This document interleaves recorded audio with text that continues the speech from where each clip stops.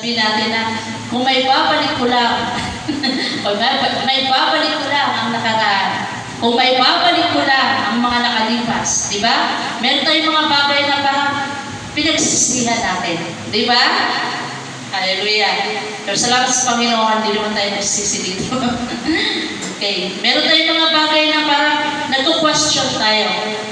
Ang tanong po, bakit umabot sa punto na nagtatanong tayo? Tayo po ba ay masaya sa buhay natin ngayon? Hello mga kapatid, masaya ba tayo? Amen! Masaya! Masaya daw tayo. Amen! Masaya na malungkot? Masaya. Masaya. Walang kalungkutan. Hallelujah! Praise God! Hallelujah! So, ito po mga kapatid. Meron mga bagay na kahit hindi natin masasabi sa ating mga mahal sa buhay o sa kahit na sa ating mga close sa atin, pero may mga bagay deep inside, evaluate mo yung sarili mo. Meron tayong mga bagay na pinagsisisihan natin, di ba? Parang may kulang eh. Parang may kulang sa buhay ko. Parang may gusto akong gawin, hindi ko nagawa. Hanggang tumanda ako ng ganito, hindi ko na pwede gawin. Bakit? Matanda na ako eh. Di ba ba? May mga pinagsisisihan tayo. Pero parang ano lang yun mga kapatid eh. Parang isang classroom. Ang isang classroom, assuming kindergarten tayo lahat ng mga learners. Pagpasok ng bata, walang laman. Di ba? Walang laman. Lahat tayo pinakawalan sa loob. At kanya-kanyang excel yan. May iba na naging top 1, may top 2, may top 3, naging achievers sila. May iba din na parang mga average lang. So tayo po ay binigyan ng kalayaan ng Diyos sa mundong ito. Lahat binigay ng Diyos. Perfect. Sa Garden of Eden, perfect lahat. Pero mula nung magkasala ang tao, pinakawalan tayo ng Diyos, at ito na, nagkanya-kanya na tayo ng kapalaran. Sabi na nila kapalaran, pero kung i-research mo dito sa Bible, walang word na kapalaran. Walang word na kapalaran. Dahil kung i-base to this Jeremiah 29:11, for I know the plans. Lahat ay alam ng Diyos kung ano ang the best para sa atin at ano ang magiging kahinarap natin. Hallelujah! So ito po mga kapatid, yung buhay natin ay binigyan tayo ng Diyos sa magandang buhay. Di po ba? Aminin man natin sa hindi, itong huling mga panahon, we are now the last days. Amen? Kung babasahin natin, babalikan natin ang binasa natin. Sabi dito, dapat mong malaman na sa mga huling araw ay darating ang mga panahon ng kaguluhan. Alam niyo po, sa English, describe siya, perilous times, na ibig sabihin, mapanganib. Ano ba? Ano ba ibang words is? Mapanganib, delikado. Ano ba? May binanggit si Pastor niya, nakakatakot. Ano ba? Meron binanggit si Pastor. Grabe na. Tumitindi na at patindi ng patindi pa. Kahit anong gagawin natin, pray no? Lord, yung araw, palamigin mo na. Ayun na. Umulan na. Bumaha naman. At binaha kami. Grabing bahag sa tata. No? Ang gabi ko, grabe. Kaya hindi na natin matitwist kung ano ang nakaplano sa Diyos, kung ano yung nakaprogram sa Panginoon. We are now in the last days. Nasa huling mga kapanahonan na tayo, na kung saan, kung titignan natin sa family pa lang, na kung saan ito yung pinaka-mission ng Diablo, no? Sa pamilya pa lang. Yung anak mo, pinadede mo yan, pinalaki mo yan sa tiyan, 9 months, no? Paglaki, naging suwain sa'yo, minumura ka, napakasakit, di ba? Sa isang magulang, sa isang nanay, na hindi mo halos ipapakagat ng lamok, na kung anong insekto, tapos paglaki, duduro-duruin ka. Di ba masakit? Pero ito po ngayon ang nangyayari. We are now in the last days. Magtataka ka na lang ang mga bata ay grabe na. Kung pagsasabihan mo, pagagalitan mo, nagpapakamatay na, nag-suicide na.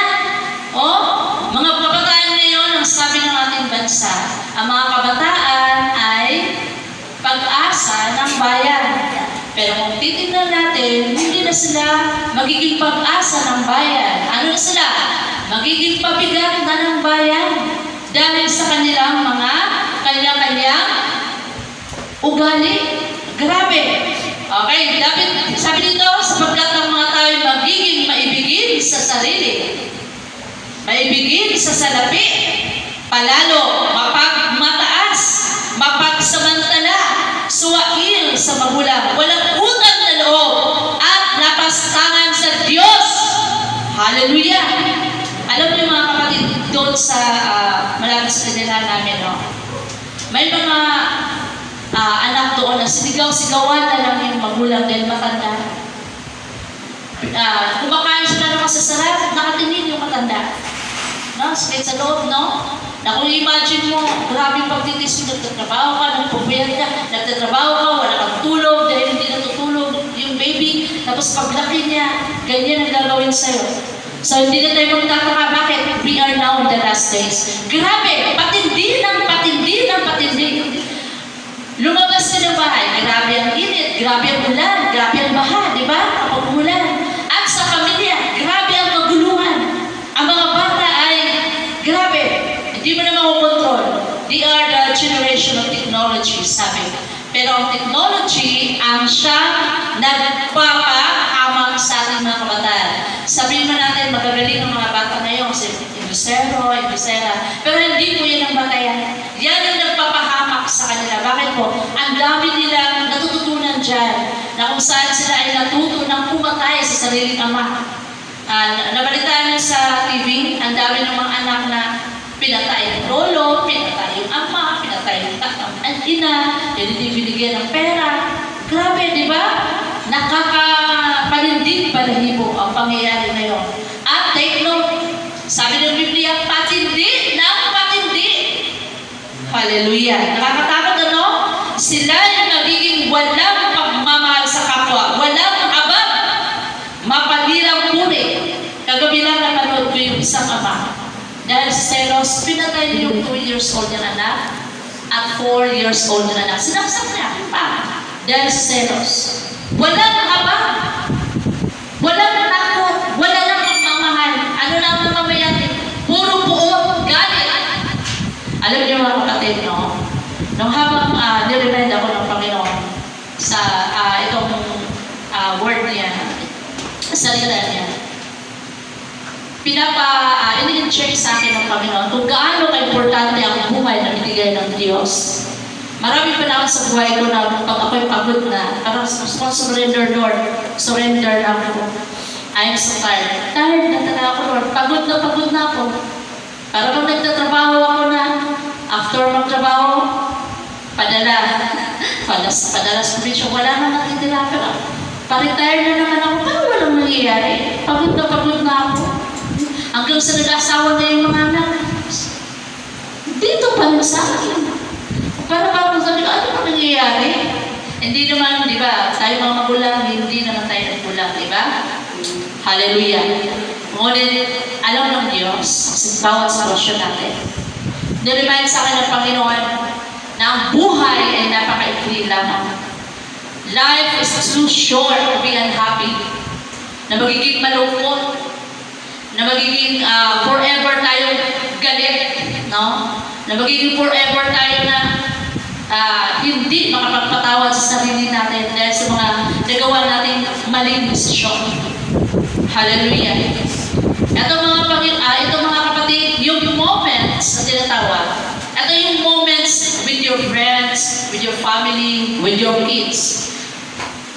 Halimbawa, itong panahon na to, itong oras na to, hindi na to ang same moments na babalik the next Sunday. Iba na naman po.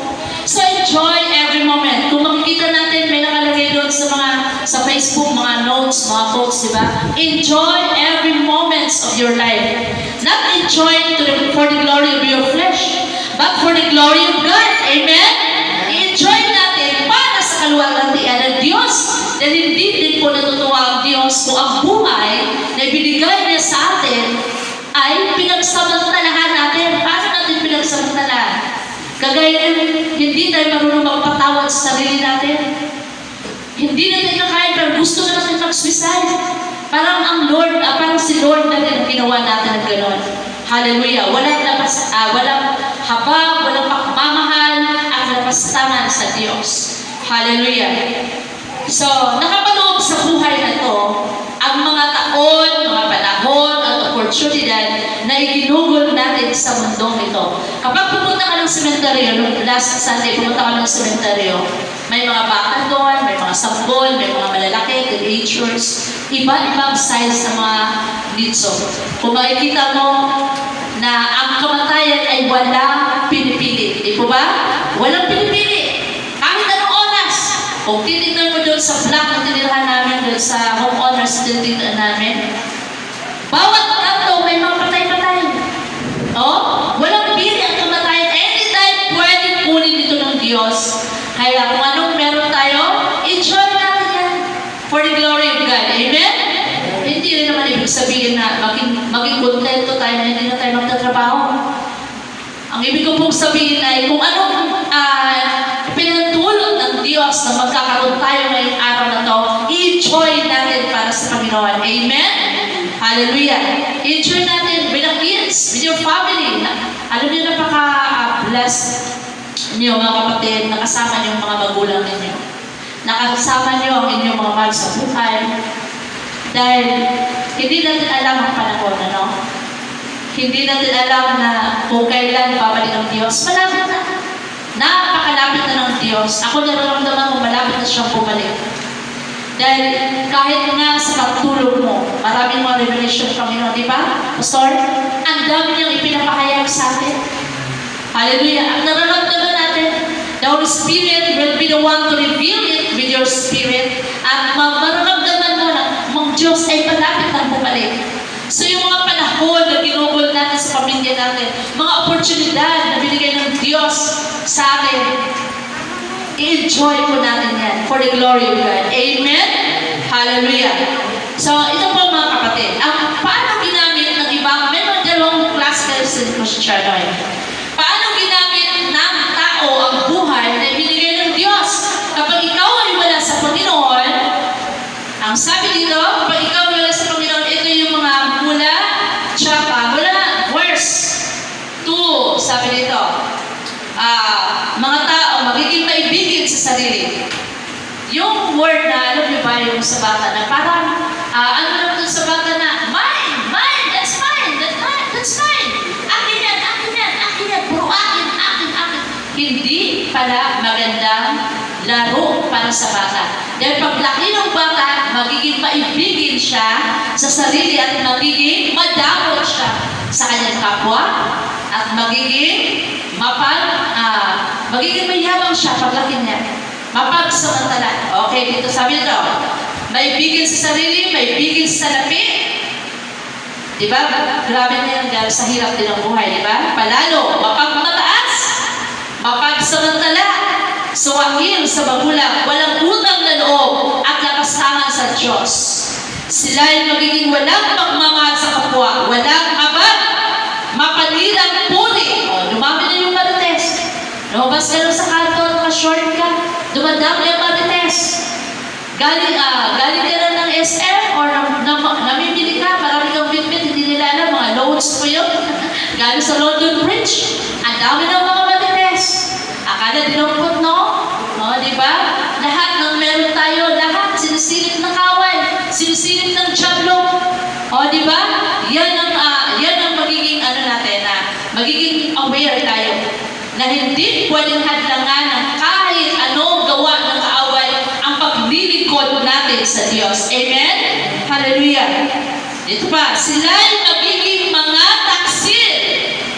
Alam niyo ba mga kapatid, kahit yung mga kapatid mo, even your own family, kahit yung best friend mo, pwedeng gamitin ng tiyablo. At talagang rapat na kayo na karamihan sa nagiging traidor sa isang tao ay yung best friend mo. Yung tinuring mo na more than pa sa kapatid. Di po ba? Naranasan niyo ba yan? Nasarapan, magaling, masarapan, parang feeling concerned. Kahit kapag dahil may mamarites lang tayo dyan. Amen? Pero kapag sa Diyos natin sinasabi, alam na alam ng Diyos, alam na alam ang bawat sitwasyon natin, ang bawat pinagdaanan natin, at hindi kailanman tayo pinabayaan ng Diyos. Kailan ba tayo pinabayaan ng Diyos? Kailan ba tayo nagutom? Meron ba mga panahon na nagutom tayo, nag-pray tayo, tapos nagutom tayo? Meron ba mga panahon na pinabayaan tayo ng Diyos? Na itinakwil tayo ng Diyos? Never. Hindi pa nangyayari, di ba? Tayo ang tumalon mula sa kamay ng Panginoon. Kaya tayo napapahamak dahil tayo mismo lumayo sa Panginoon. Ayaw na ayaw ng Diyos at tayo ang palayo. Bilang isang magulang din ako. Masakit para sa isang magulang mo ang anak pa ay lumayo sa iyo, di ba? Ang Diyos ay ayaw na ayaw niyang tayo ay tatalon mula sa kanyang kamay. Tayo ay lalayo sa kamay ng Diyos. Tayo ay lalayo sa kanyang presensya. Pero ang nangyayari ngayon, these last days, ito mauling kapanahonan, kahit mga even the very elect, hindi lang mga Christians, even the pastors, meron din doon. Yung pastor natin, glory to God, no? Hallelujah. Nanatili talaga, good example to God be all the glory. Pero karamihan sa iba, even the very elect, kahit mga pastors, mga missionaries, o anong lingkod ng Diyos dyan, makikita mo ginamit ng kaway. Kapag pumunta ka sa church nila, hindi naman sa nagdadown ako ng nagdadown, pero mapifeel mo yun. Ang laging pinipreach ay pera, pera, pera. No? Blessings, blessings, blessings. Paano naman yung salvation? Kung sino yung malakas na bigay, yun ang paborito ng pastor. Wala rin dito. Thank you Lord sa pastor. Mapagmahal.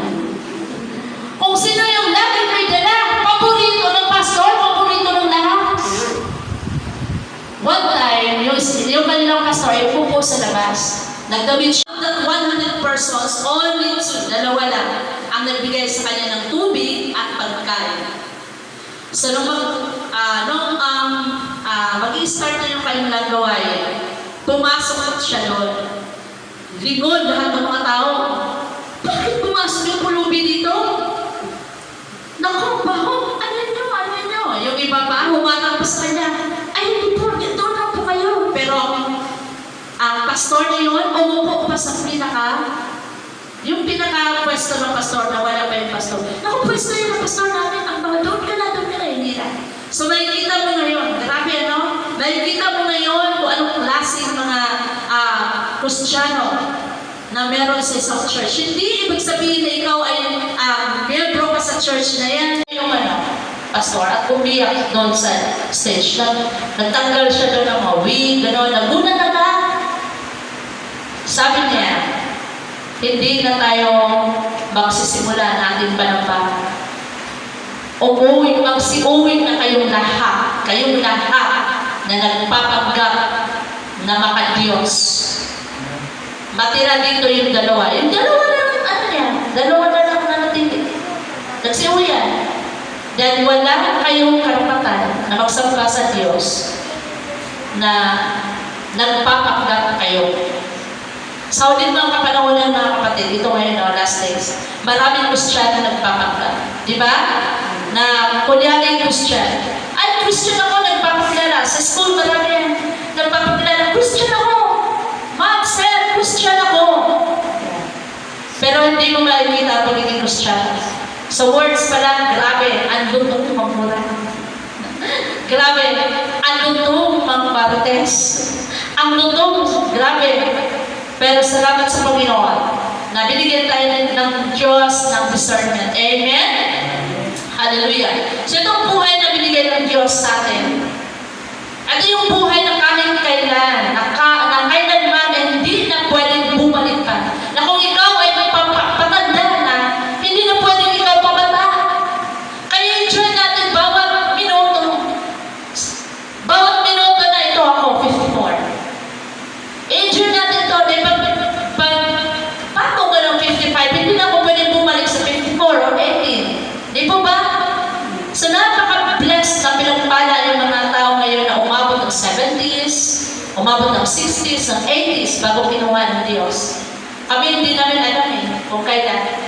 Na hindi na natin alam kung baka pagbalik natin, kulang na yung bilang natin. Kasi umuwi na sa Panginoon, di ba? Pero importante po mga kapatid, hindi kung anong merong sitwasyon tayo ngayon. It's not about your position. It's not about your job. It's not about your financial stability. It's not about your income. Kundi it's all about Jesus. It's all about your relationship to Jesus. Yung relasyon natin sa Panginoon. Then kapag tayo ay humarap sa Panginoon, parang naka-flash lahat yan. Kahit anong dinahin mo pa, Lord, lagi ako namimigay ng ito, ganyan. Pero sabi ng Panginoon, hindi ko kayo kilala. Lord, gumawa ako ng mga himala, hindi ko kayo kilala.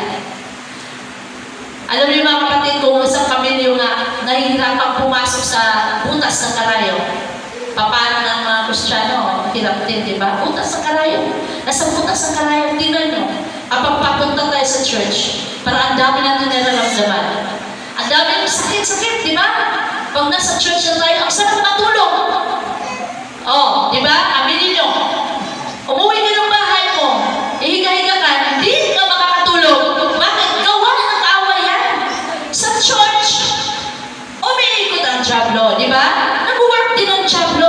Kaya sabi nga sa Mark 13:13, ang magpapatuloy hanggang wakas ang siyang maliligtas. Gamitin natin ang tama itong buhay na binigay ng Diyos sa atin. Habang tayo ay may buhay, umindan ka sa Panginoon, magpuli ka sa Panginoon, ibigay mo yung pinaka-the best para sa Panginoon. Kahit may nararamdaman ka, go! Magpuli ka sa Panginoon. Na-bless ako sa buhay ni Sister Melanie, Hindi biro yung pinagdaanan niya. Na-feel ko, hindi biro. Pero salamat sa Panginoon na nag-desisyon siya. Na magpapatuloy siya magpupuri, maglilingkod, magsasamba sa Diyos. Amen? Yung sa kanta na, I am decided to follow Jesus. Amen? Kahit ano pang mangyayari, kahit napakahirap pa, kahit anong maranasan natin sa mundong ito, tayo ay magpapatuloy na maglilingkod sa Diyos. Malapit na mga kapatid, ako, ilang years ka naglilingkod sa Panginoon, bigla kang tatalikod, lugi tayo, di ba? Patuloy din sa Panginoon.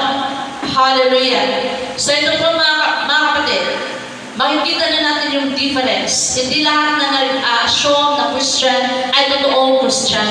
Makikita sa pananalita pa lang, identified na.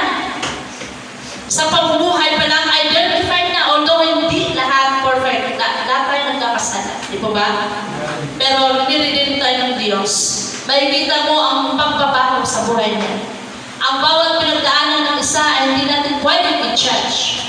Dahil bawat isa sa atin ay dumadaan ng mga nakaraan na papapait, gano'n. So wala tayong karapatan na mag-judge. Amen? Hallelujah. So ito po, marami tayong time sa ating mga sarili. Meron tayong time para marami tayong time para lamyerta, bumili ng buwan para sa sarili natin. Marami tayong time. Pero what about the Lord? Ano ginawa natin? Paano natin ginamit ang buhay natin para sa Panginoon? Hallelujah! Alam niyo po mga kapatid, napakasimple lang ang direction, instruction ng Panginoon. Sa Joshua 1:8, ang sinabi niya, pagbulay-bulayan ninyo ang aking mga salita araw at gabi. Di po ba? Basahin natin Joshua 1:8. Malapit na mga kapatid.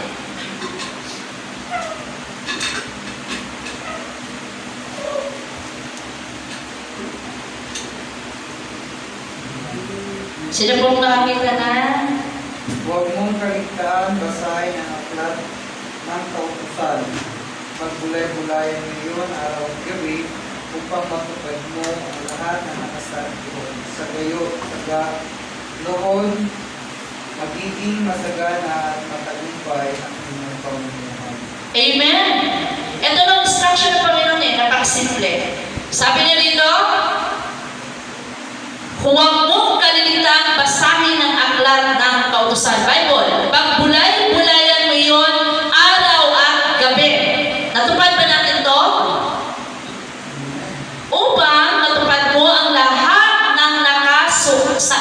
doon. Kumbaga, ito yung map natin. Ito yung territory natin. Amen? Ito yung dito natin makikita lahat ng nais sa paggawa ng Diyos sa atin. Ang Diyos ay nangungusap sa pamamagitan ng kanyang mga salita. Eh kung hindi tayo nagbabasa ng Bible, paano nangungusap ang Diyos sa iyo? Eh kung hindi ka na nagbabasa ng Bible, how much more the Holy Spirit? Paano ka makausapin? Amen? So kailangan po natin ito na kailangan po natin sundin ang sinabi ng Diyos. Pagpulay-pulayan mo yun araw at gabi. Alam niyo may reward dito. Sabi dito, para magiging masagana at matagumpay ang iyong pamumuhay. Amen. Sino gusto masagana ang pamumuhay? Amen. Di ba? Magiging matagumpay at masagana. Ito yung word ng Panginoon. Napakasimple, no? Pagulay-gulayan lang, meditate my word day and night. Then, you will be successful. Sabi ng Panginoon. Kaya i-diretso ko sa ito, itong lagi natin binabasa. Tandaan mo ang pilit ko. Magpakatatag ka at lakasan mo ang iyong loob. Huwag kang matakot kung mawala ng pag-asa. Sapagkat akong si Yahweh na iyong Diyos ay kasama mo saan ka man magpunta. Amen? Hallelujah. So, huwag mo natin kalimutan, mga kapatid, magbulay-bulay, magbasa ng Bible. Tingnan mo nga yung katawan mo. Kung hindi ka kakain sa isang buwan, isang beses ka lang kakain. Hindi. 4 na beses ka lang kakain. Every Sunday ka lang kakain. Ano mangyayari sa physical na katawan mo? Malnourished? Ano ba? Magiging kalansay, lalakad, di ba? Walang laman, pero putot balat, di ba? So, ganun din ang nangyayari sa ating mga kaluluwa, ating spiritual. Healthy ka tingnan, pero yung spiritual life ay parang kalansay na naglalakad. Parang kalansay na nagsisimba. So, hindi po natin gusto yan, di ba? Ayaw po ng Panginoon yan. Kaya kung minsan, nagpupasyon tayo, bakit Lord na ilang taon na ako nagtatrabaho, ganito pa rin. Parang ako yun, Wala tayong karapatang magreklamo sa Panginoon. Bakit? Dahil kung minsan, isang madalas, ang isang factor bakit tayo nahihirapan, bakit tayo nagkukulang, no? Nakukulangan financially is because tayo din ang may dahilan. Tayo, hindi tayo, simple instruction ng Panginoon, hindi tayo marunong sumunod. Di po ba? Kapag pinagpalan tayo ng Diyos, nakalimutan ng Diyos. Sa itong mga huling mga kapanahonan, mga kapatid, ilan ang members ng church na ito? Madami din po ba? Pero ilan ang nananatili na maglilingkod, magsasamba sa Diyos? 10. Mas maano na tayo ngayon, pinagpala tayo kasi more than 10. Hallelujah. Idinagdagang binalik ng Diyos, idinagdagang ng Diyos, yung kawan ng Diyos. Identify tayo ng Panginoon. Kasi kung titignan natin ang salita ng Diyos, sabi ng Panginoon, even the very elect, na kahit yung mga pinili niya ay na-deceive. So talagang ano yan sa Tagalog, sis? Ligligan. Sa loob ng pamilya, sa pamilya, ligligan. Matira matibay. Sa church, ligligan. Matira matibay. Ito patindi na ng patindi ang kahirapan natin ngayon, mga kapatid. Sa ayaw natin sa gusto, ito patindi na ng patindi. Kaya ligligan ito. Sa ating mga pananampalataya, ligligan, Lord. Sabi mo, ganito, ganyan. Hindi mo tinupad. Ligligan. Matira ang matibay.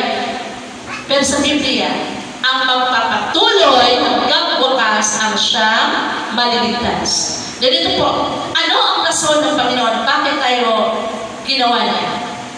Para ba magiging, bakit tayo nandito? Psalms 156. Yung lagi natin, last verse. Lagi natin binabasa. Bakit tayo nandito? Hello mga kapatid. Hallelujah. Bakit tayo nilalangan ng Diyos? Ano ang pinaka-reason ng Diyos? Sabi dito, purihin si Yahweh lahat ng nilalang. The Lord has created the humans to worship Him. Yan lang, napakasimpleng hiling ng ating Diyos na magpuri ng tayo sa Kanya. Amen? Hindi ba natin mapagbigyan? Kaya mga kapatid, sulitin natin ang mga panahon na kasama natin, pamilya natin. Ayusin natin yung buhay na binigay ng Diyos natin. Yung ano natin, i-enjoy natin every moment na kasama yung mga bata. Alam niyo mga kapatid, no? Isang prayer ko lang. Na one day, Lord, before you die, gusto ko, madadatnan mo kami sama-sama. Napakasarap na kasama mo yung mga magulang mo. Every day, pwede ka mag-say, I love you, I love you, tayo. Bakit ay mahihiya mo, I love you? Mahal natin sila. Kung minsan ang tao, tsaka pa mag-I love you kapag nakakabaong na. Tsaka pa magbibigay ng bulaklak kapag nakabunol na. Mali! Habang buhay pa yan, bigyan mo yung bulaklak. Say, I love you. Kaya tuwing ako ay tatawag sa probinsya, lagi ako nagsasabi, Nay, I love you. Nay, Tatay, I love you. Umiiyak. Umiiyak ang mga matatanda. Bakit ginawa yun? Dahil ako mismo. Hindi ako sigurado kung kailan ako kunin ng Diyos. Sa dami ng aking mga maintenance, sa dami ng aking mga nararamdaman, tanging ang Diyos lang nakakalam. Sabi ko, Lord, ikaw na po bahala. Ikaw na bahala. I-enjoy ko bawat hininga na binigay mo sa akin, bawat kalakasan na binigay mo sa akin, kahit na naramdaman ko na parang ayaw ko mag-church dahil parang dami ko naramdaman. Kinukontrolin ko yan. Bakit? We are here to worship the Lord. Amen? Ay magpakatatal po tayo na. Panginoon, salamat sa iyong mga salita, O Diyos. Tapat ka sa iyong mga pangako. Tapat ka sa amin, O Diyos. Gawin mo rin po kami, Panginoon, na magiging karapat-dapat sa iyong katapatan sa amin, O Diyos. Magiging karapat-dapat sa mga biyayang inihanda mo sa amin, O God. Salamat, Lord, patatagin mo ang bawat isa hanggang sa ipagpapalik, O God. Matatagpuan mo kami, nananatiling tapat hanggang wakas na maglilingkod sa iyo sa Espiritu at katotohanan. Lord, sa husay, tinataas po namin kayo, Panginoon. Binabalik po namin sa iyo lahat ng kaparihan, lahat ng pasasalamat sa tanging pangalan ni Jesus. Amen.